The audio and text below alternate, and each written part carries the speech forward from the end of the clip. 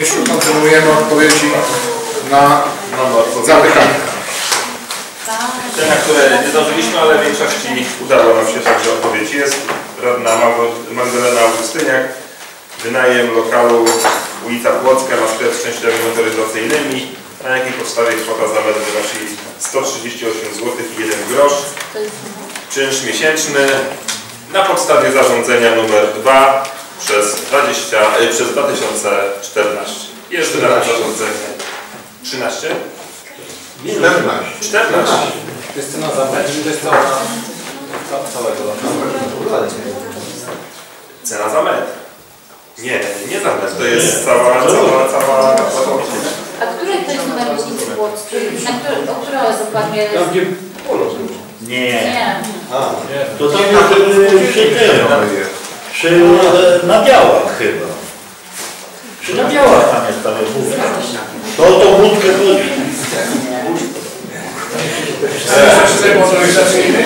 Tak. To jest proste jak się Mężczyzn motoryzacyjny. Przy Nabiałach. Przy światłach to jest, zdaje się. Gdzie? To jest jakby budowa po lewej stronie. Chyba to tam. Bo tu jest Jana Pawła ulica tutaj. Tam Czy to jest teraz tak istotne, żeby to sprawdzić? Nie, ja trafię nie.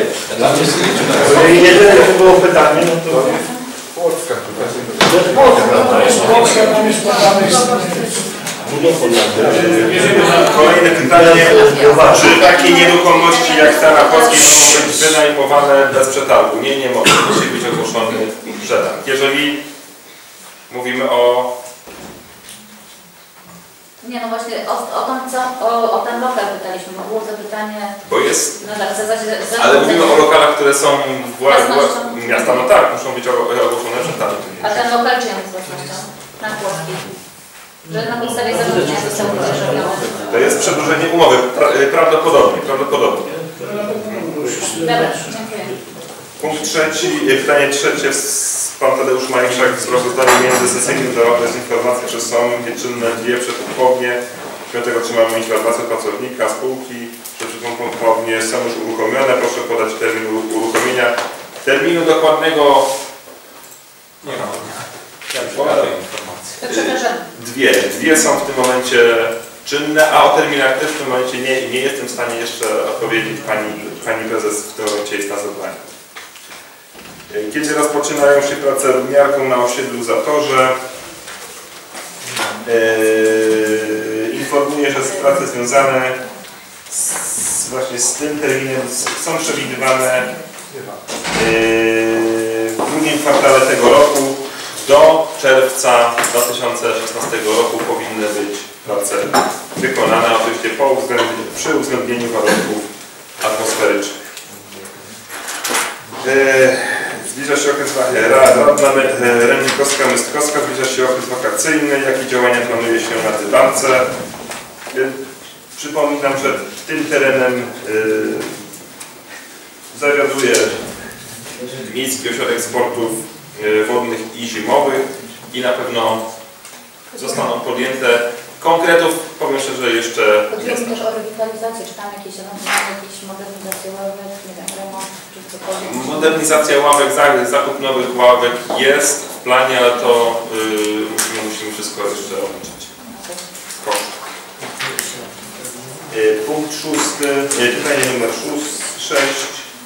2 miesiące temu pan Stanisław Pieniążek, 2 miesiące temu była podjęta uchwała inwestycyjna dotycząca oświetlenia, modernizacji oświetlenia ulicznego. W marcu zostali zaproszeni przedstawiciele spółki Energa Oświetlenie na spotkanie przy Urzędzie Miasta właśnie w sprawie określenia warunków realizacji inwestycji związanej z tym zadaniem. Propozycje współpracy ze spółką w tym zakresie określi zarząd spółki, bo my również z tym wystąpiliśmy. Wystosowano stosowne pismo, na razie nie mamy jeszcze żadnej odpowiedzi.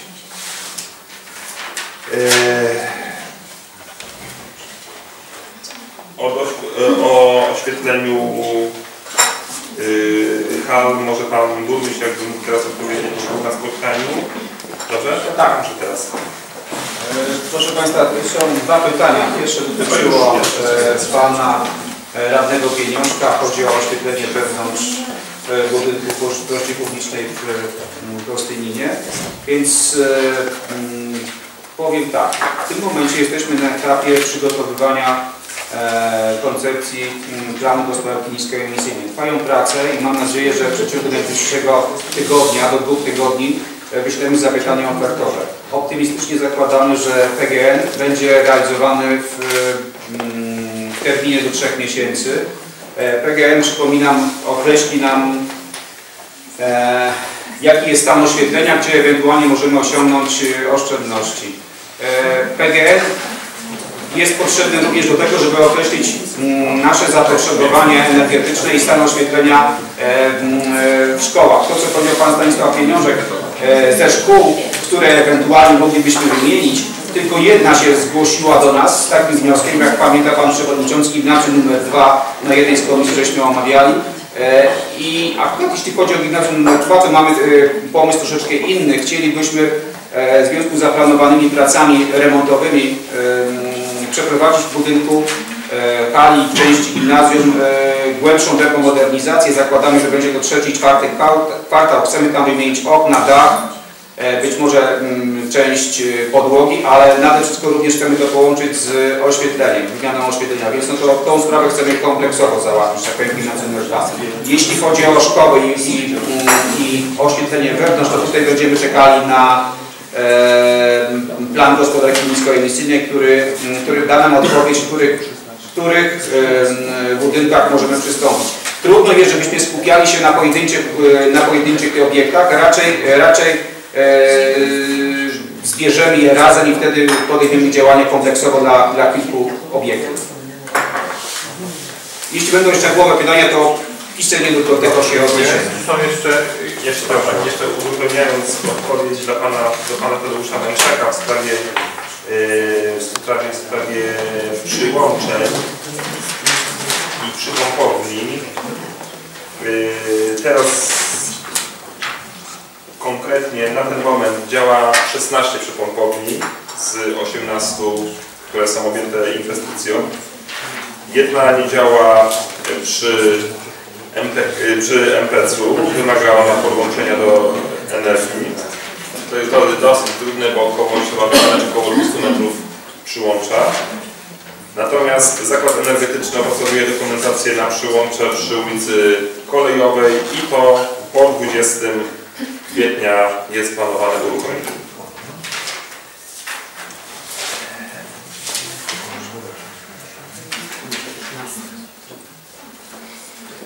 Radna Augustyniak, przewidywana data zakończenia budowy parkingu przy miejskim przedszkolu numer 2 i tak jak mówiłem,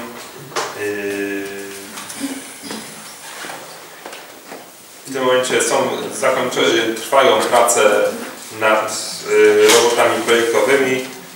Jest to dokończone, termin wyznaczony jest do 30 czerwca. Następnie zostanie wydane pozwolenie na budowę, ogłoszony przetarg na roboty. Planowany termin podpisania umowy na roboty to 27 wrzesień 2016 roku, a ich zakończenie jest przed grudniem. Mam nadzieję, że ten termin będzie zdecydowanie szybszy.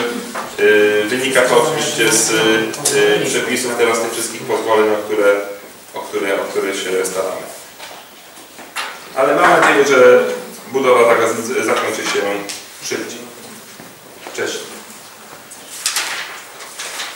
Pytanie 9. Do kogo należy wspólna? To już była odpowiedź. Jest to miejska droga publiczna. Radna Augustyniak, czy miasto posiada działki na Zalesiu? Tak, są podane 3 działki. Stanowi własność gościńskiej gminy miasta Gostynina. I jest to m.in. cmentarz na Zalesiu, działka numer 6719, 0,85 hektara. Kolejna działka 6720, jest to działka pod drogą nie mam, szczerze mówiąc, tutaj podanego powierzchni tej działki, podobnie jak działka 6721 łamane przez 7, a tutaj jest podany rozmiar, powierzchnia 0,85 hektara. I to ostatnio też jest pod grodą? Nie. Tak. Od roku. Kolejne pytanie, Krzysztof Markus. Czy podjęto działania w sprawie usprawnienia ruchu przy skrzyżowaniu, na skrzyżowaniu Legionów Polskich i Kościuszki przy Parku Piłsudskiego?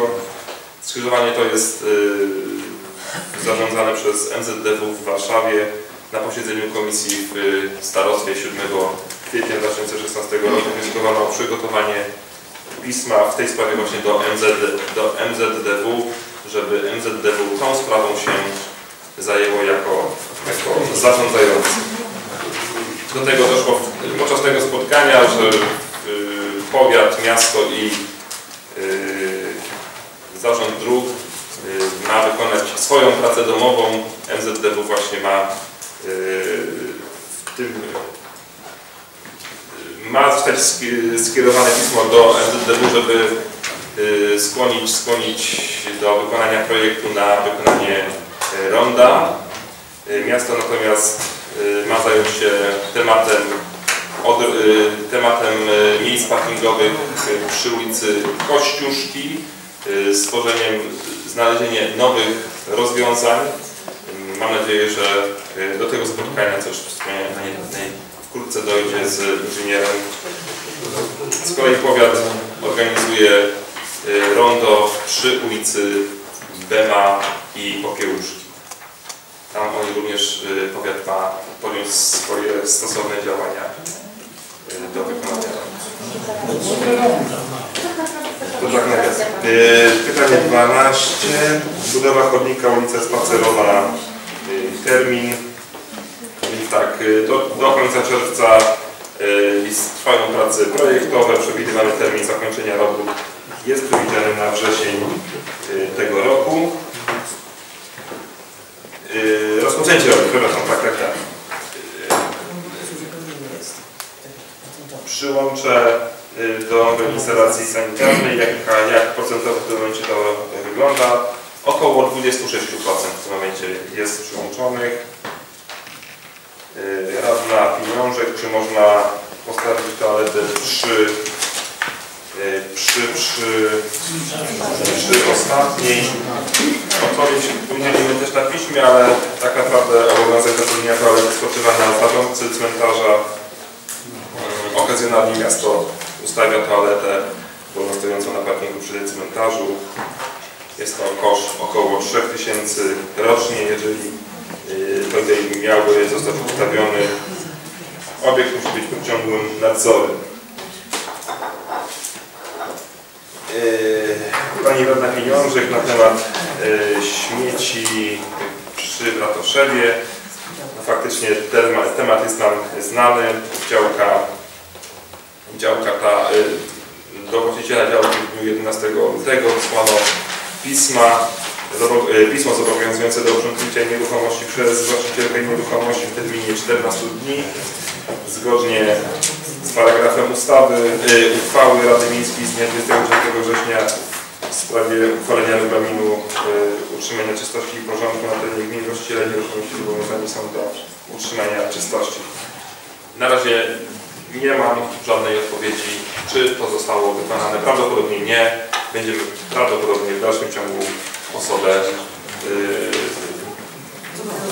interweniować do tego, żeby sprzątnęła. Pani Radecka, 3 projekty zwalniające ulica Żytnia. Jest w tym momencie przygotowywany projekt organizacji ruchu, bo to również jest wymóg. W najbliższym czasie na najbliższym zespole zostanie sprawa przekazana do starostwa. Witold Dalkowski, drogi zwalniające na ulicy Ziejkowej. Jest to droga powiatowa, tak więc już tutaj pierwsza rzecz, to nie jest miejska. Miasto musiało zwrócić się do powiatu, do starostwa w sprawie podjęcia stosownych działań przez właściciela.